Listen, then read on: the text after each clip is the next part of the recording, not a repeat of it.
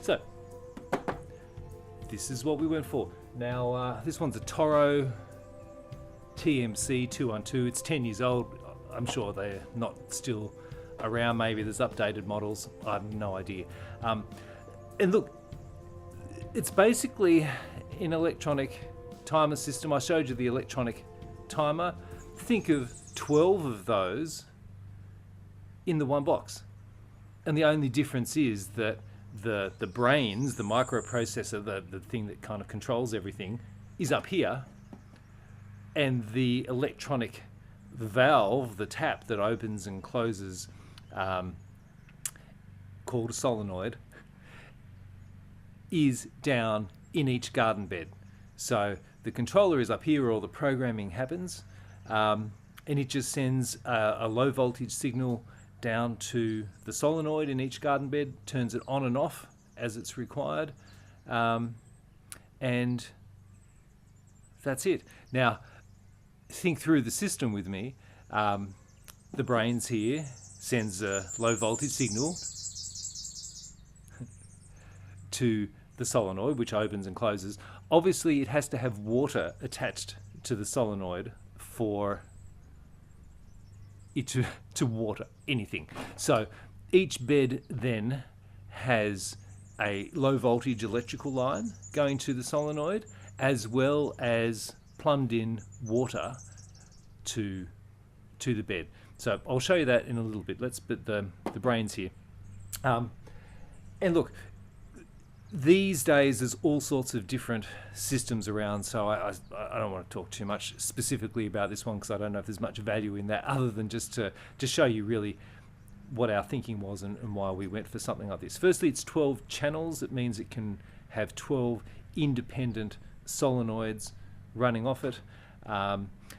Then we have control over each of those 12 channels in lots of different ways. We can control how often they turn on, so the frequency. We can control the duration, and we can group them in different groupings. So there's 3 different programs here, and that means we might have some beds that have more established plants. So fast forward in your mind to the middle of summer, and we might have a bed full of zucchinis, another one with pumpkins, maybe another one with corn, another one of tomatoes, and they might all get the same pretty much frequency and duration of watering.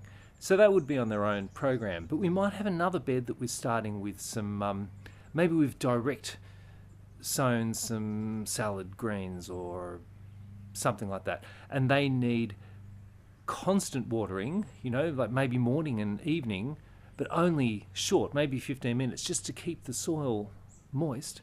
Well, that would be on another program. Or we might have a solenoid on our fruit tree watering system, totally away from the vegetable section, and it runs on a different sequence. So it might come on only once a week, but it might water for 4 hours at a time.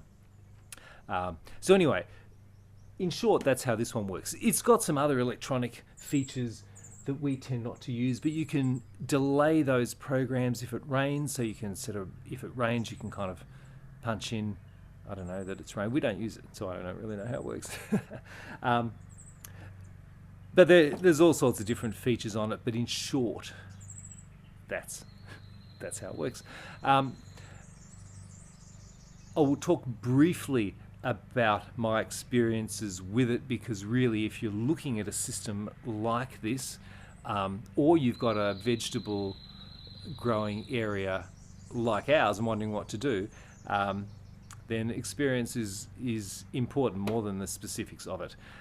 We haven't had any problems with this section of it at all. It's been fantastic. Just now, 10 years on, the buttons are starting to get a little bit dicky, so maybe we're going to run into trouble at some point. But this has been really good. Where we have the issues are with the solenoids.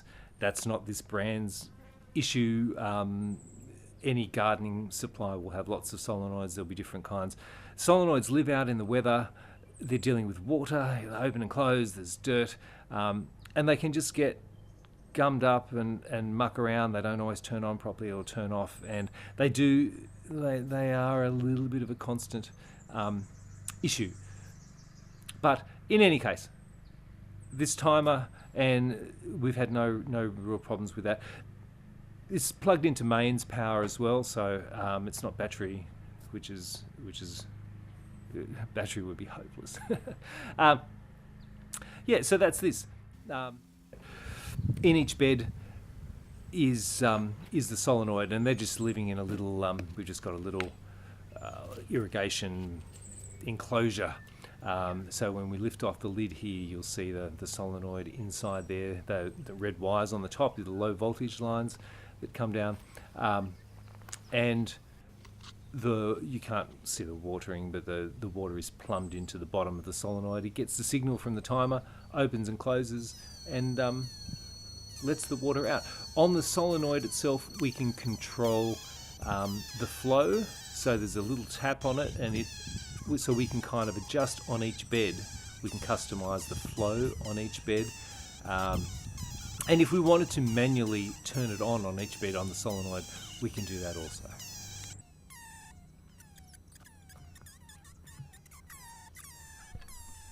Now, one thing you'll notice when the watering system is running, it kind of squeals.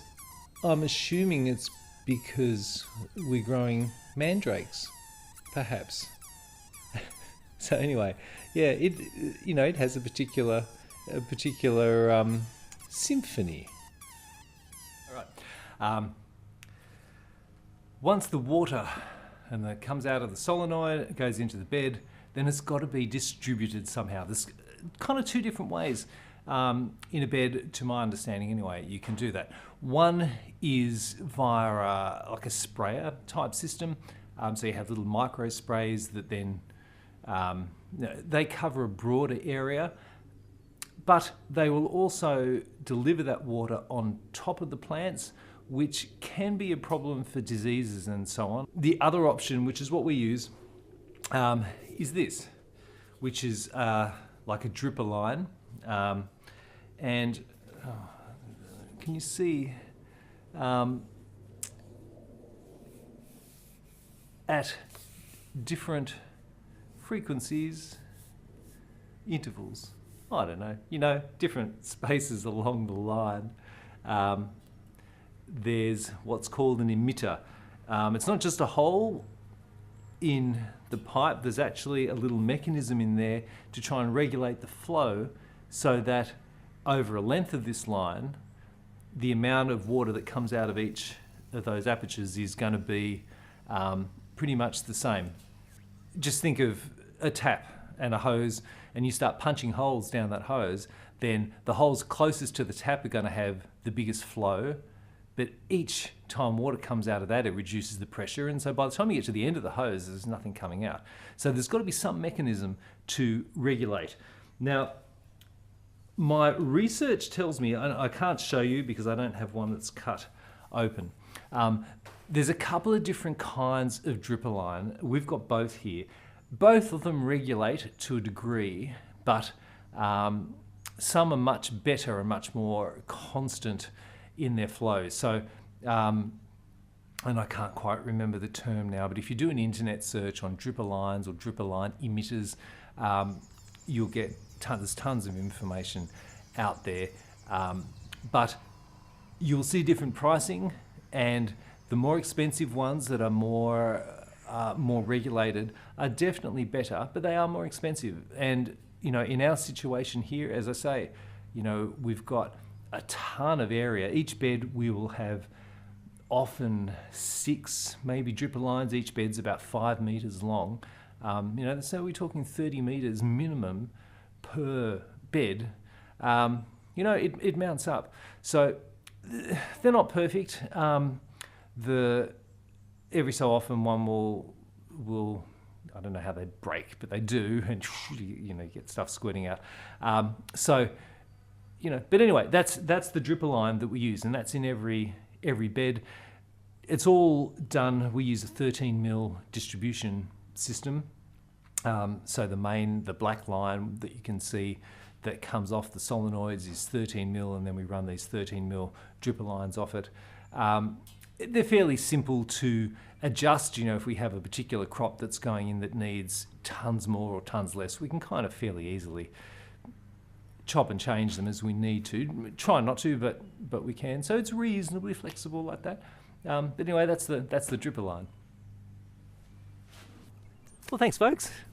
There's another episode, and that's the watering situation, I guess, explained. What we do for watering. So as you've seen, there's lots of different ways, I suppose, you can do it, but this is what we've done, and largely it works, or we make it work for us. But look, comment below if I'd love to know what kinds of things you guys use, what works for you, what doesn't work for you. If you have questions about this style of system with, specifically with solenoids, dripper line and the emitters, the brains and the programming side of it, then by all means, can't guarantee I can answer anything, but happy to give it a crack anyway. And look, if you're watching this on Facebook, if you like it, give it a like. Yeah, it's good for my ego, but also it helps the video kind of bump up the rankings and more people see it. The problem with Facebook is that not everybody sees everything that you post.